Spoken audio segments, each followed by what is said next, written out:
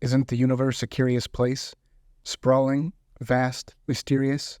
And here we are, an infinitesimal speck on a pale blue marble, endowed with a profound ability to wonder, to look up at this enormous, twinkling void and ask, why? What? How? Our history is not merely a series of events that have happened to us, but rather a rich collection of stories, discoveries, and boundless curiosity, all intricately melded into the essence of our collective consciousness.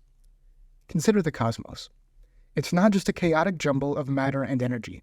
It's poetry in perpetual motion, engaging in a ballet so grand, so meticulously choreographed, one that's been ongoing for about 13.8 billion years. The cosmos dances to the tunes of fundamental forces, birthing stars, galaxies, and planets, creating a spectacle so complex and beautiful, one that we're only just beginning to understand. Now, let's turn the cosmic lens inward. What makes us, well, us? Humans for eons have been more than just biological beings. We are storytellers, knowledge seekers, pattern recognizers.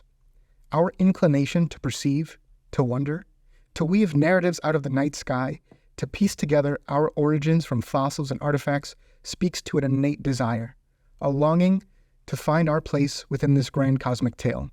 Throughout history, humans have not just been storytellers, but collectors.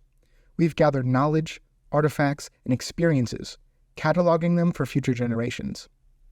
These collections, be they in the form of books, museums, or digital databases, serve as repositories of human understanding, wisdom, and creativity. These institutions should not only be protected, but reflect our relationship with the world around us. Museums also have the potential to be centers of hope and change. They can educate millions about the impact of human activities on the environment, drawing parallels between the past and our current trajectory. They have the capacity to inspire a new generation of ecologists, conservationists, and ordinary citizens to act. In an age where instant gratification and short-term thinking often prevail, museums remind us of the long arc of time and the consequences of our actions. I'm not saying this to sound like an environmental doomist. There is still time, albeit dwindling, for intervention. By bearing witness to both the wonders and the warnings of our planet's history, museums play a crucial role in shaping the future, urging us to change the narrative before it's etched in stone. David Winterton writes, "Perhaps in the face of modern desecration of the environment and the ecological peril that has ensued since industrialization, nature must again be recuperated as the radical base for speculation in Western culture. Not nature as a mere observable fact, to be later assuaged into some use, but as the fleshy, foliate, earthy, and olfactory extension of ourselves that surrounds and is unconsciously and already inhabiting our bodies and imaginations. Nature that can be recuperated as something meaningful in and of itself, which is to say that nature is not a force to be conquered by humanity because we are all collectively a part of nature.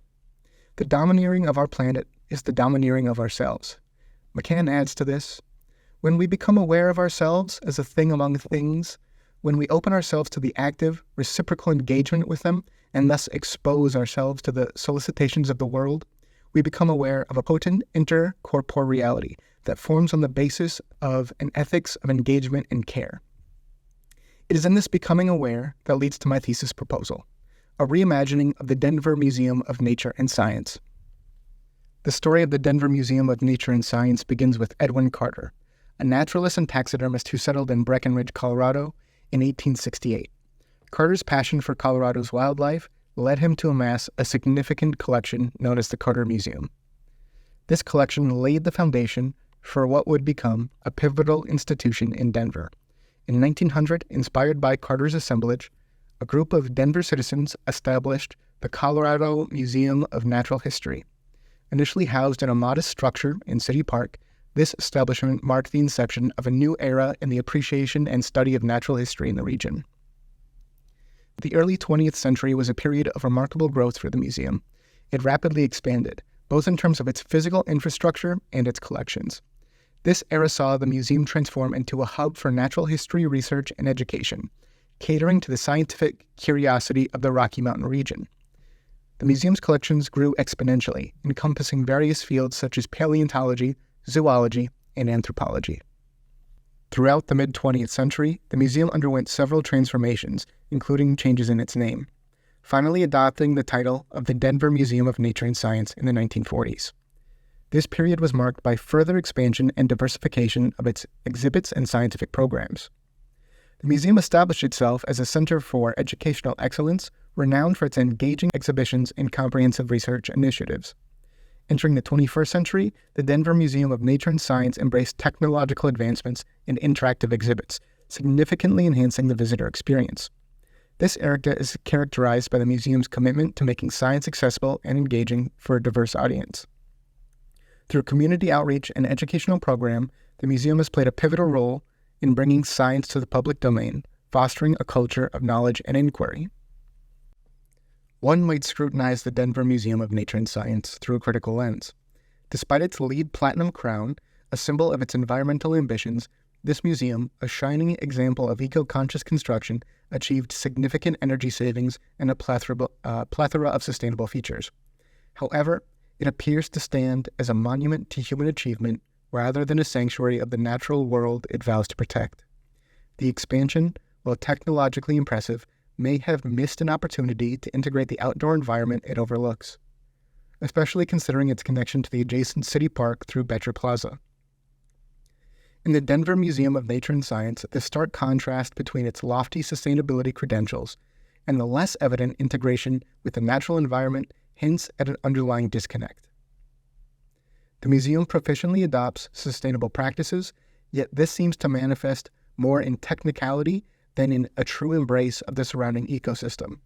Its commendable sustainable design elements, underpinned by LEED certification, appear to focus largely on the building's operational efficiencies, overlooking a deeper, more organic relationship with nature, a connection that goes beyond mere mechanical performance to a more profound, experiential engagement with the environment. For an establishment that educates about the natural world, one could contend that it should embody this in every facet, extending its pedagogical reach to its very architecture. The essence of nature, it seems, is more exhibited than experienced within its walls, a poignant reminder that a building can be green without necessarily being natural. The Denver Museum of Nature and Science, an emblematic institution standing as a beacon of knowledge and discovery, faces an imperative juncture in its storied history. As we confront unprecedented environmental challenges and a shift in societal values towards sustainability, it is paramount that our landmark institutions reflect those evolving paradigms. One such shift involves a reimagining of the architectural framework of a museum, transitioning from its current construct to one that is deeply entwined with its environment. First and foremost, the fundamental principle of architecture should be its harmonious existence with nature. Buildings, especially those that house invaluable knowledge about our natural world, should not stand in isolation from the environment, but rather blend seamlessly with it. Architecture, at its core, is not merely about erecting structures. It's about crafting spaces that resonate with the landscapes they inhabit, both symbolically and functionally. In the annals of human history, there exists a whimsical irony. While our earliest ancestors danced in the delicate embrace of Mother Nature, modern humans find themselves courting the concrete jungles of our own creation. In the significant moments of his life, early man was confronted not by an inanimate, impersonal nature, not by an it, but by a thou. This profound connection, where nature was not merely a backdrop, but a living, breathing partner in the dance of existence, has been obscured by the march of progress.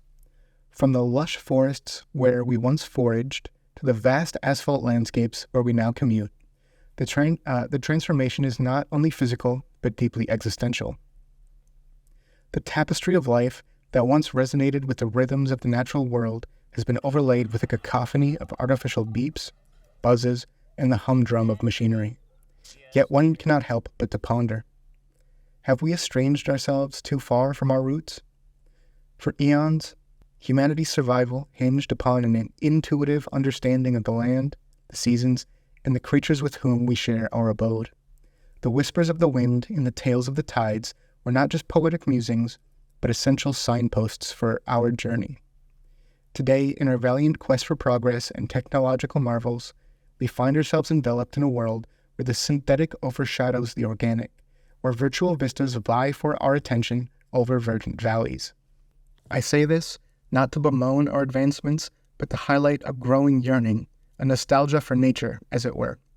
We delve into the pressing need to intertwine the tendrils of nature back into our daily existence, not as a retrograde step, but as a forward-looking necessity. After all, in the sage words of philosopher and naturalist Henry David Thoreau, we need the tonic of wildness. At the same time that we are earnest to explore and learn all things, we require that all things be mysterious and unexplorable, that land and sea be indefinitely wild, unsurveyed and unfathomed by us because unfathomable. We can never have enough of nature. Central to this architectural revolution is the tenet of biophilic design, an approach rooted in our intrinsic connection to nature. This design philosophy not only encompasses aesthetics, but delves deep into the environmental and physiological benefits of integrating natural elements into man-made spaces. Environmentally, biophilic designs reduce the carbon footprint, aid in energy conservation, and foster ecosystems. From an experiential standpoint, numerous studies have elucidated the positive impacts of natural elements on the human psyche, enhancing cognitive function, reducing stress, and promoting overall well-being. Thus, remodeling the Denver Museum of Nature and Science using biophilic design principles will not only augment its environmental contributions, but also significantly enhance visitor experiences.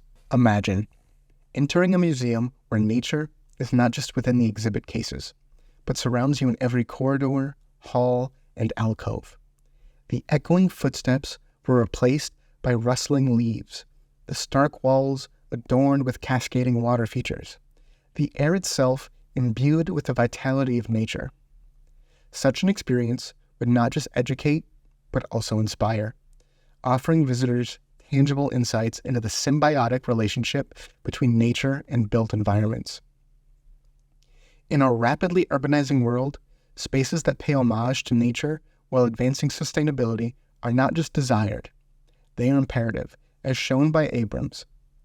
If we were to consult some hypothetical future human being about the real meaning of the word spirit, he or she might reply as follows.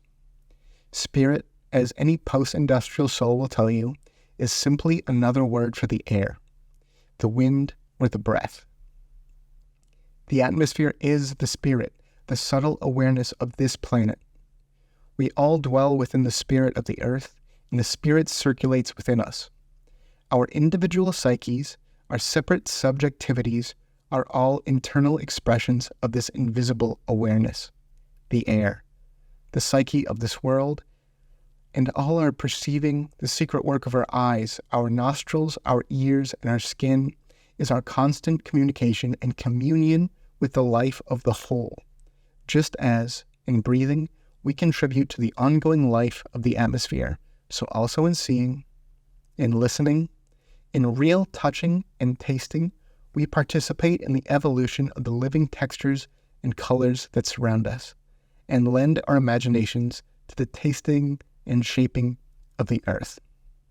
Of course, the spiders are doing this just as well. Johanna Tudor, in her exploration of Assyrian architecture, observed, "The ancient Mesopotamian world was in many ways constructed on human relations to nature.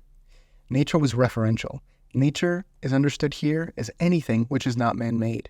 There is no Akkadian term corresponding to our category, nature, probably because it was an overarching force too essential to be categorized at the time. This insight from ancient Mesopotamia serves as a poignant reminder of a time when the distinction between the natural world and human existence was less pronounced, where nature was an all-encompassing reality, deeply integrated into the fabric of daily life.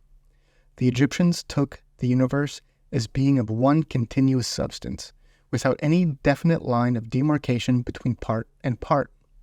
This ancient perspective, juxtaposed with the modern view of the universe as a collection of distinct entities, offers a more holistic understanding. Museums should aim to showcase the interconnectedness of nature, history, and the human endeavor, urging us to see the universe not as a chaotic jumble of matter and energy, but as a continuous, interconnected whole. Adding to this narrative, the concept of fecundity is central to David Winterton's discussion. It represents a mimetic understanding of nature which is intuited and felt rather than quantified. In his vision, architecture communicates with primordial elements through a sort of camouflage. This act blurs the division between human artifice and natural intention and accepts wildness as strange, unknowable, and therefore unconquerable. This approach resonates deeply, advocating for design that harmonizes with nature rather than dominating it. In a world increasingly disconnected from its roots, the sensation of looking at a millennia-old artifact or standing beneath the towering skeleton of a long-extinct creature can be nothing short of transcendent. Imagine, for a moment, the weight of history pressing gently into your palms or the reverberating echo of time's passage filling the very air you breathe. The Denver Museum of Nature and Science, with its vast array of collections, stands as a testament to humanity's quest to understand our place within this intricate web of life and the cosmos. But what happens when the very institution dedicated to preserving our past and understanding our present confronts a rapidly changing future, one teeming with challenges like climate change, dwindling resources, and shifting societal values? Enter the museum's sustainable remodel, a bold venture not only to reaffirm its commitment to education and conservation, but also pioneer a phenomenological approach, one that seeks to forge deeper, more intimate connections between visitors and the relics that narrate our shared history. By intertwining sustainability with phenomenology, the Denver Museum endeavors to create spaces where every individual can viscerally experience and reflect upon the interconnectedness of nature, history, and human endeavor. In this envisioned future, the Denver Museum becomes more than a repository of exhibits. It transforms into a dynamic, living bridge connecting us to the wonders of our world and beyond. It stands as a beacon of knowledge, a sanctuary for the soul, and a testament to the potential of human creativity to coexist in harmony with nature, echoing the ancient wisdom that saw nature not as a separate entity, but as an integral, inseparable part of human existence. The museum, through its exhibits and philosophy, becomes a place where the line between human artifice and natural intention is not just blurred, but beautifully intertwined, where the wildness of nature is embraced as an essential, mysterious, and enriching part of our world.